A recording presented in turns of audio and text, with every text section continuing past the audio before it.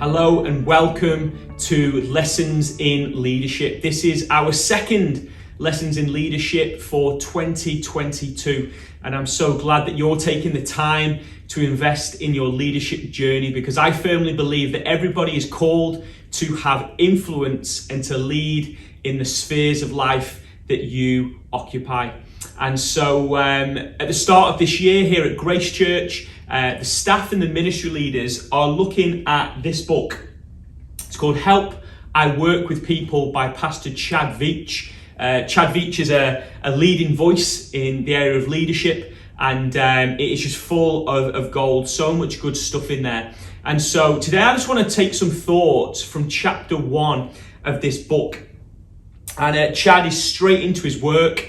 There's so much in chapter 1, and chapter 1 is all about you. It's all about you. You know, we may not realize it as leaders and maybe people who have influence, but we are the most difficult people that we can lead. We need to come to terms with that realization that we ourselves are the most difficult people that we can lead. You know, facing the things that we need to learn, change, or fix in our leadership journey is one of the most difficult challenges that we'll undertake. And that isn't a statement that we need to be, overcome by, because this journey of leadership is a lifelong journey. And so each session that we have, each time we talk, each time we reflect on this content, we're just depositing into our leadership journey and going on this journey of becoming greater, stronger leaders so that we can greater influence the people around us. Hey, a simple truth that I want to start with today, that if you're going to lead others well, we need to lead ourselves well. If we are going to lead others well, we need to lead ourselves well. And leading ourselves takes courage and vulnerability. Courage and vulnerability. We need to look inward and determine what areas of our lives, of our leadership, do we need to adjust, change, and grow in. And this can be challenging and uncomfortable, but it's something that we as leaders need to invest in to be able to be healthy leaders, to lead those around us. You know, if you can lead yourself, you can lead anybody. If you can lead yourself, you can lead anybody. You know, there's a key statement from chapter 1, page 17 of this book that I want to read to you that really highlights the importance of leading ourselves. And this is what it says. It says, your influence does not begin with the number of people you lead, the size of your budget or salary, or any other person or circumstance. Your influence begins and ends with who you are and with how you lead. I'm going to say that again. Your influence begins and ends with who you are and with how you lead. It's you, not your team or your goals or your mission statement are the starting point for your leadership and your influence. That just really highlights and emphasizes the importance of making sure that we are leading ourselves, investing in ourselves, growing, adjusting, learning, changing accordingly in order to lead healthily, however that may look. And so our health as a leader is key to the success and the outcomes within the teams and the people that we lead and have influence over. And so I've just reflected on chapter 1, and I've just got a couple of points that really came to me and stood out to me, and these are sort of my thoughts adapted from the content of this book. And so the first point that I just want to share from chapter 1 is this. As a leader, it's important to see learning and development as a positive. It's important to see learning and development as a positive. You know, there's an old saying that leaders are learners, and I firmly believe in that statement. You know, just like life, leadership is a journey. We're not after a destination. At no point in our leadership journey should we feel like we've ever made it, regardless of the title, the influence, the position, the success that we may have had. At no point should we ever feel like we have made it. There's always areas and room to change and grow and adapt in our leadership journey, and we should never stop learning. You know, learning, developing and growing as people and leaders, learning both new skills, but also learning from our mistakes. I want to encourage you today as a leader, you're going to make mistakes. That may not sound the most encouraging statement, but you are going to make mistakes. And the key with mistakes is not letting them bury you, but what you can learn from them for the future. What is it that you can learn and apply so that you don't make that mistake again? Mistakes are inevitable, but how can we learn and grow from them? Leadership doesn't make us bulletproof or perfect. I think so often as leaders, we think we have to have everything all together and appear like everything ticking along really, really well all of the time. But ultimately, mistakes are going to come, and it's how we learn and adapt from them. Here's a key point to help us go on this journey of learning and development and seeing it in the positive light. And it's in order to see learning and development as a positive, we need to be humble and teachable. Leaders need to be humble and teachable. The Bible says a lot about these points, and there's just one scripture that I want to share with you today, and it's from 1 Peter chapter 5, verse 5. And it says, "Dress yourself in humility as you relate to one another. For God opposes the proud, but gives grace to the humble." This scripture says that God opposes the proud, but gives favor and his grace to the humble. There is a favor that God places on your life when you approach leadership and leading people and leading whatever it may be with humility. When we come at it with a prideful, proud nature, that there's a barrier there. But when we come at it with humility, it says that God puts his favor and his grace upon you. I want God's favor and I want God's grace. And so humility is key to our leadership journey. Peter tells us to dress ourselves in humility as we relate with one another. Now, what does that look like practically? Well, when I think about dressing myself with humility, I think of feedback. One of the most challenging things that we can look to actively seek out and receive and apply to our lives is feedback, where we allow somebody else to speak into us, a situation, an attitude, a character trait, a gifting, whatever it may be. That takes humility and teachability. That is clothing yourself in humility. And so I think it's important as leaders and people of influence to create a feedback culture within the team, the people, the area that you lead.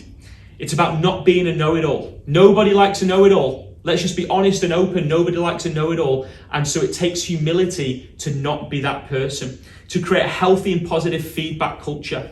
And this is for all people, regardless of their position or title, regardless of the role that people may play in the team or the organization or the business, or even at home as a family with children. So often we may not look to seek feedback from our children, but to clothe ourselves with humility is to go to all people, 360 feedback, everybody around us, and seek feedback and have an open culture to receive it. It's about managers asking employees, ministry leaders asking team members, parents asking their children, teachers asking their students. How is it that we can seek feedback and receive it humbly? I believe that humility coupled with competency are key characteristics which draw people to leadership.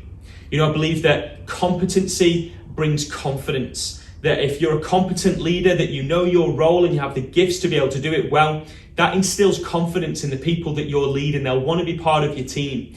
But coupled with competency is humility, because I think humility brings a security.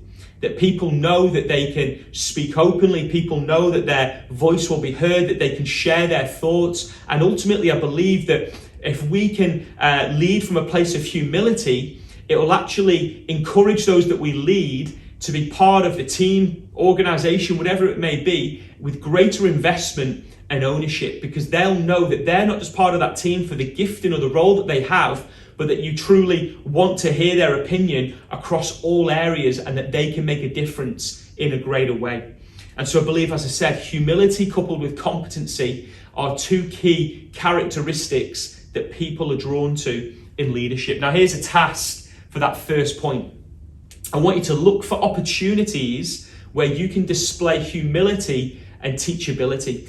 Some simple ways that you can do this are to create a survey for the people that you lead to fill out. and get some feedback. Another way that you can do this is through one-to-ones or personal development sessions. You can ask the people that you lead, as you're leading them and as you're giving feedback and as you're encouraging those people that you lead, you can say to them, hey, can you give me some feedback? How can I help you? What do you see in the organization that maybe we're missing? How can we be doing things better? Can you see any gaps that we're not identifying or working on as well as we could? That you seek feedback from those that you're leading and allow their voice to have impact in your leadership. And so that's a task that I'd love you to carry out. Humility is key to learning and growing. The second point that has really spoken to me from this book and reflection that I've made is that what you learn about yourself will help you lead with authenticity. What you learn about yourself will help you lead with authenticity. You know, we're living in a time where the world has never been, greater connected. We live in a social media saturated world. There are so many platforms that people can connect on. We can look into each other's lives. We can see the highlight reels of everybody's lives from anywhere around the world. And what this actually creates is pressure. It creates pressure for people to feel like they need to live up to a standard. You know, there's an unspoken performance-based culture, which is based on likes and comments and all of the things that social media platforms bring. And because of that, I believe that one of the greatest challenges people are facing today is comparison. That we're constantly comparing ourselves to other people. Do we measure up? Are we good enough? And as I said, there's a performance-based culture. You know, because of this, I believe that authenticity is that something that people want more than anything. People want authenticity more than anything. You know, people want real over polished. They want relatable over transactional. They want experience over performance.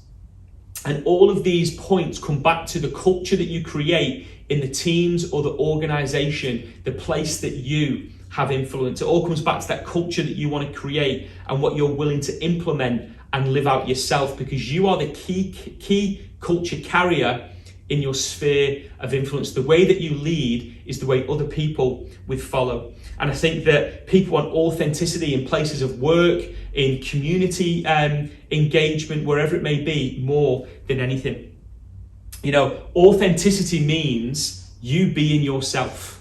People want you to be yourself. I'm sure as a leader, often in the back of your mind is also a performance-based mentality, that you're always feeling like you need to put on a show. You're feeling like you always have to have it all together, and that you need to be the strongest in the group. And absolutely, we have to be able to lead strongly. Being a leader is about being able to lead strongly, emotionally, mentally, physically, all of these things, absolutely. But you also need to be yourself, because you being yourself gives permission for other people to be themselves. And being ourselves, other people being themselves, doesn't excuse inappropriate behavior. There should still be standards, there should still be expectations, but people can relax and know that who they are is okay, and that they can be themselves. You know, how can you be an authentic leader? I think authenticity comes from knowing yourself well by recognizing your strengths and also your weaknesses.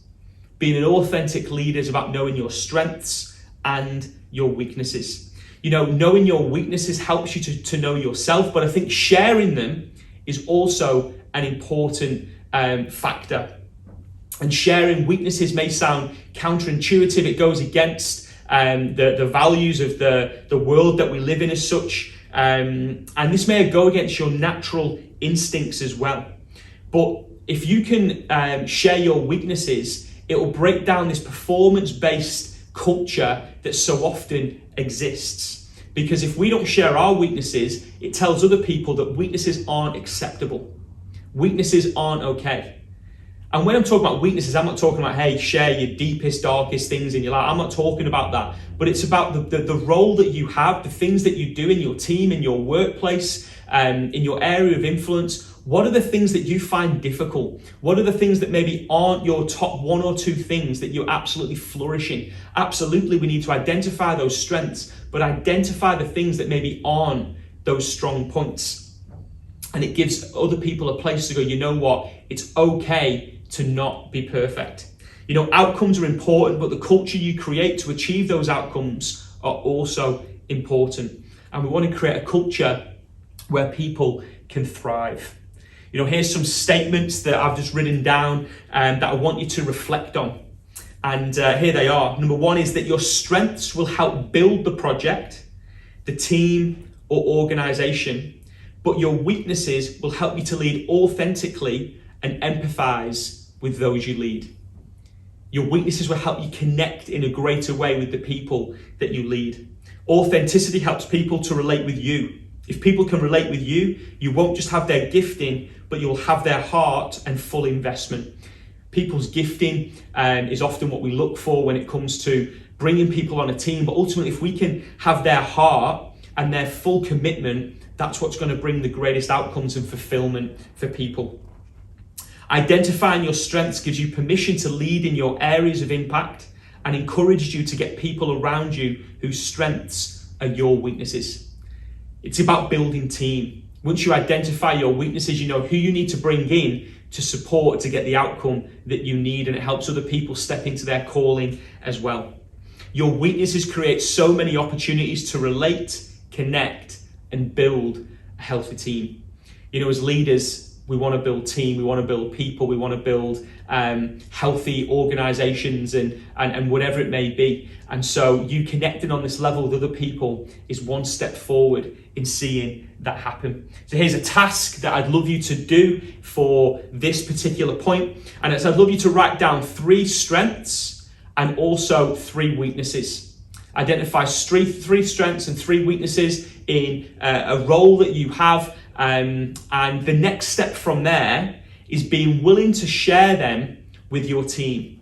Being willing to say to your team, here's my strengths and here's my weaknesses, and allow them to speak back to you whether they identify them in you as well. Allow them to say, actually, yeah, we do agree, or actually we don't agree, and another opportunity to practice humility. You know, at the start of this session, I said that this session was all about you. And if we can lead ourselves, then we can in a greater way lead other people.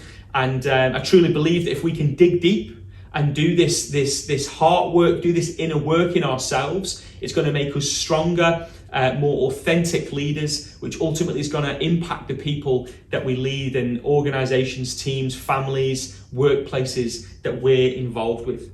And so if you receive our Grace Church emails, you would receive the worksheet and key sort of points from this session. And if you'd like to receive those emails, then please reach out at gracechurch.com.au and we can add you to our mailing list and get that information to you. But I hope that this session has been helpful. Encourage you over the next few weeks to reflect on what we've talked about, implement it in some way, and we'll be back again next month for another Lessons in Leadership. But until then, bye for now.